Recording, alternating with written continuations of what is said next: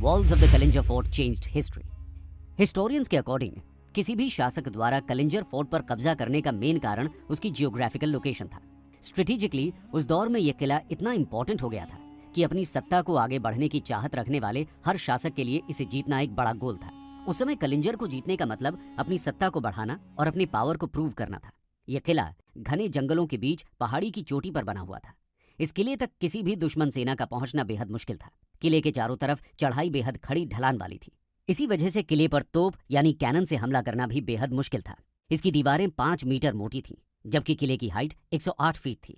दोस्तों, 1540 में अफगान रूलर शेर शाह सूरी ने मुगल बादशाह हुमायूं को हराकर नॉर्थ इंडिया में सूर डायनेस्टी की स्थापना कर ली थी।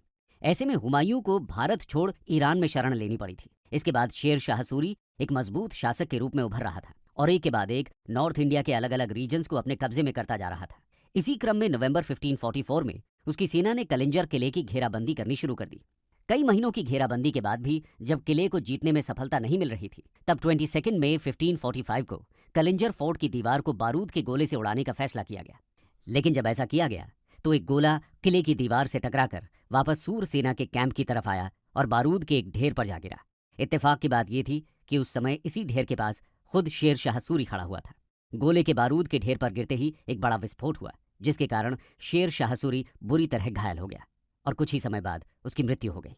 हालांकि इसके बाद उसके बेटे जलाल खान ने फोर्ट को कैप्चर किया और खुद को राजा घोषित किया, लेकिन यह घटना भारतीय इतिहास के टर्निंग पॉइंट्स में से एक है।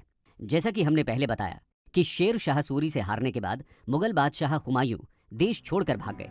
अब कलिंजर फोर्ट को जीतने के चक्कर में हुई शेर शाह सूरी की इस तरह आकस्मिक मौत ने सूर एम्पायर को कमजोर कर दिया। उनके उत्तराधिकारी उनकी तरह केपेबल नहीं थे, जिससे हुमायूं को एक बार फिर भारत आने और मुगल वंश की सत्ता स्थापित करने का मौका मिल गया। अब जरा सोचिए, अगर शेर शाह सूरी ने कलिंजर को जीतने की जिद न की होती, उसकी इस तरह मृत्यु न हुई होती, तो क्या मुगल बादशाह हुमायूं इतनी आसानी से वापस भारत आ पाते? हो सकता है कि मुगल वंश फिर कभी भारत में स्थापित ही न हो पाता और सूर एम्पायर और लंबे समय तक शासन में रहता। इस तरह कलिंजर में घटी यह घटना इतिहास को बदलने वाली साबित होती है। खैर, आगे चलकर 1569 के करीब मुगल बादशाह अकबर ने कलिंजर को जीता और यह मुगल डोमिनियन का पार्ट बन गया। इसे जागीर के रूप में अकबर के नवरत्नों में से एक राजा बीरबल को दिया गया था।